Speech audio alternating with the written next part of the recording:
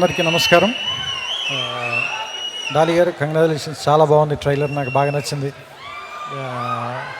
నేనంటే మీలాగే నేను కూడా ఏమి చూడలేదు, ఎందుకంటే నాకు థియేటర్లో చూడడం ఇష్టం, అందుకని ముందు ముక్కలుగా చూడను. ఏం చెప్పాలి అంటే, యాక్చువల్గా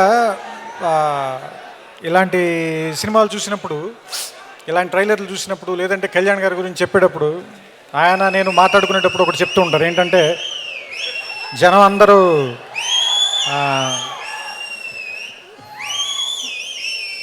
ఒకడెవడో వస్తాడు, వాడు వచ్చి మనందరికీ న్యాయం చేస్తాడు అని అనుకున్నప్పుడు, వాళ్ళు నా వైపు చూసినప్పుడు నాకేం గర్వంగా అనిపించదు. ఎందుకంటే ఇంకా ఎవడో ఒకడు వచ్చి న్యాయం చేయాల్సిన పరిస్థితుల్లోనే జనం ఉన్నందుకు బాధగా అనిపిస్తుంటుంది. సో అలా ఎవరి కోసం వేచి చూడకుండా ఉండే రోజు రావటం కోసం ఎప్పటి నుంచో కొన్ని వందల సంవత్సరాల నుంచి, వేల సంవత్సరాల నుంచి చాలామంది ప్రయత్నిస్తూనే ఉన్నారు. వాళ్ళ వరుసలో ఎక్కడో చివరి నిలబడగలిగే స్థాయి నాకు కూడా భగవంతుడు కల్పిస్తే అంతకంటే గొప్పది ఇంక మరేం లేదని చెప్తుంటారు ఆయన. ఎందుకంటే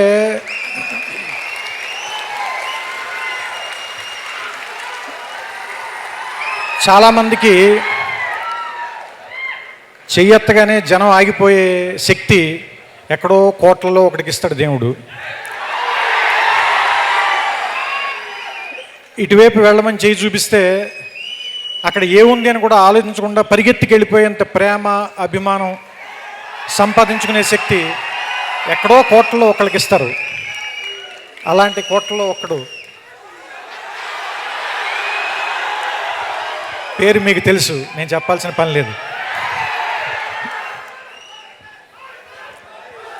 నాకెప్పుడు ఒక మాట ఇష్టం, ఏంటంటే ఎవరైనా సరే నువ్వు ఎలా ఉండాలనుకుంటున్నావు అంటే ఊరి చివరి మర్రి చెట్టులో ఉంటే మంచిది అని. ఎందుకంటే ఆ చెట్టు వేసంకాలంలో వచ్చిన వాడికి నీడిస్తుంది, వర్షాకాలంలో తడిస్తూ పరిగెత్తుకుంటూ వస్తే వాడి మీద చినుకులు పడకుండా కాపాడుతుంది. కానీ నువ్వెప్పుడు గుర్తించమని అడగదు అది నేను. అలా మౌనంగా దూరంగా ఊరి చివరి నిలబడి ఉంటుంది. నాకు తెలిసి నేను పవన్ కళ్యాణ్ని పర్సనల్గా తన మిత్రులకి కానీ, తనకి చాలా సన్నిహితులకి కానీ అంత మౌనంగా వెనకాల ఉండి సాయం చేయడం అనేది నేను నా కళ్ళారా చూశాను. ఎందుకంటే అలాంటివన్నీ కొన్ని మీతో పంచుకుని అవతల వాళ్ళని చిన్నగా చేయటం నాకు ఇష్టం లేదు. అందుకని నేను ఆ సంఘటనలు మీతో ప్రస్తావించట్లేదు అంతే. ఎందుకంటే ఒక మనిషిలో పోసంతైనా పుణ్యం చేసి ఉండకపోతే శివుడు పిలవడు అని సీతారామ శాస్త్రి గారు చెప్పారు. అలాగే నలుసంతైనా మంచితనం లేకపోతే ఇంతమంది ఎందుకు ప్రేమిస్తారు?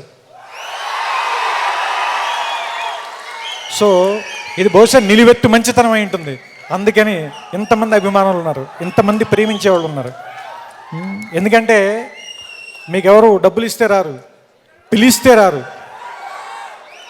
మీకు రావాలనిపిస్తేనే వస్తారు.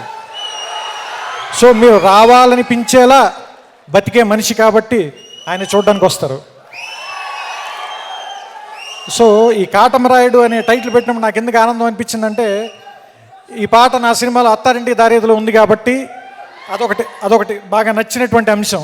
ఎందుకంటే ఇప్పుడు ఆవిడ చెప్పారు కదిరి నరసింహస్వామి, ఇందాక నేను కళ్యాణ్ గారు అదే మాట్లాడుకున్నాం. ఎందుకంటే ఆయన అనంతపురంలో సభ చేసేటప్పుడు నాకెందుకో ఎక్కడి నుంచే నిలబడాలి అని చెప్పారు.